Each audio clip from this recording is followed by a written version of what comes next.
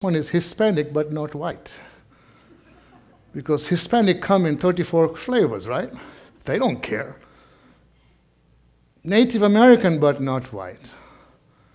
And then it goes down the line, Caucasian, African American, Eastern, and then the bottom is a box that says other. What I do is I mark other and put human. I mean, we've got to get this. We've got to get this.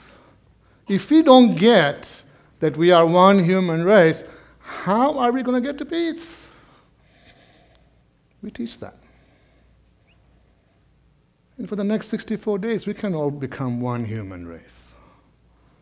And the last principle we teach is that from conflict, you can create love and unity. And this is inspired by my relationship with the grandfather and also with Tony, because I went to meet Tony 5 years later. And I remember it took many hours of meditation. I used to practice about an hour a day. Today I do more like 2 hours a day.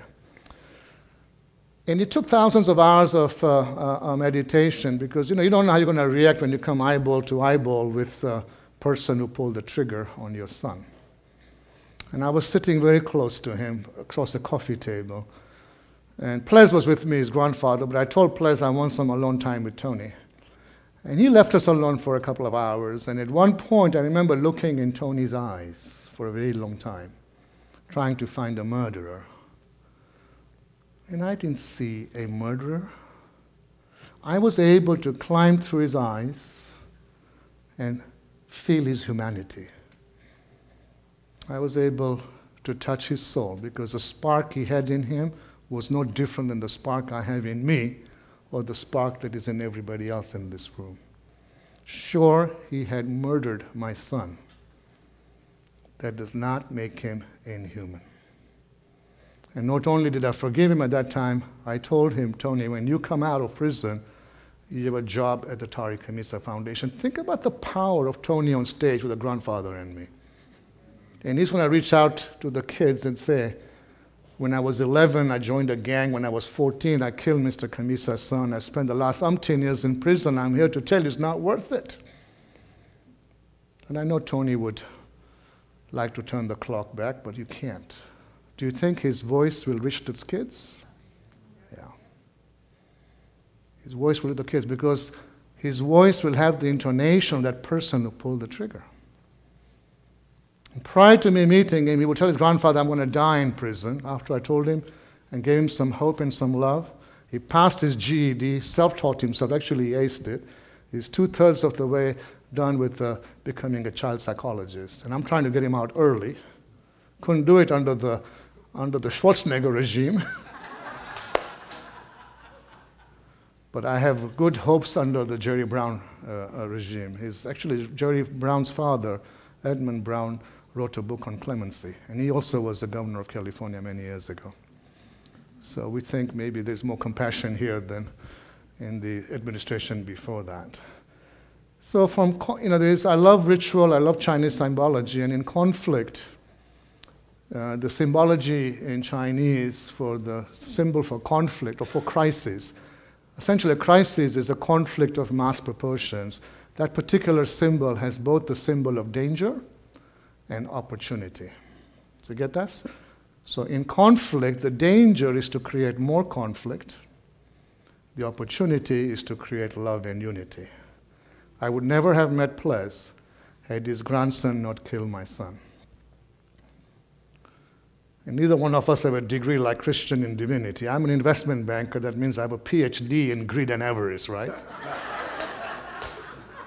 And Plez is a special forces.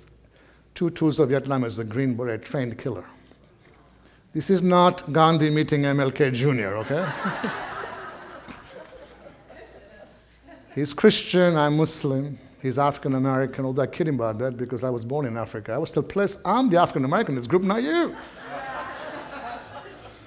And we are brothers. And we've been together for 15 years, and we look forward to having Tony join us. So let me finish my address with another quote that I wrote. This was inspired by the 9/11 tragedy, and which is heavy on all of our hearts because everybody knows exactly where they were on 9/11. It's a little heavier on my heart because the perpetrators were of my faith. It's not about the faith.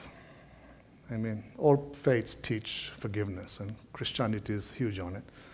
And Islam is the same way. It's politics, which is not the conversation this evening. So it goes like this. Sustained goodwill creates peace. Now, that ought to be obvious. You don't make friends by bombing them, right? You make friends by extending goodwill over a long period of time. So sustained goodwill creates friendship. Sustained friendship creates trust. Sustained trust creates empathy. Sustained empathy creates compassion.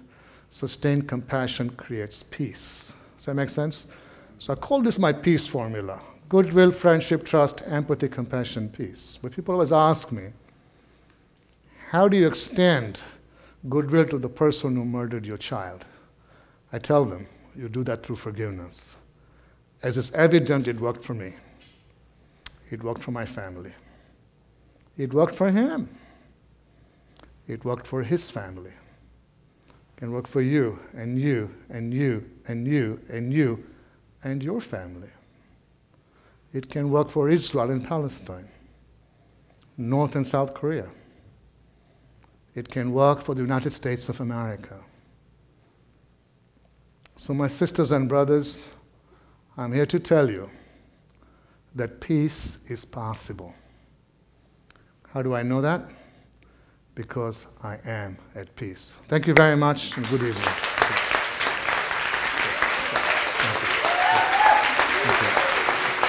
I was just thinking, well, you just please stay standing up. We always finish the assemblies in schools with a Peacemaker Pledge.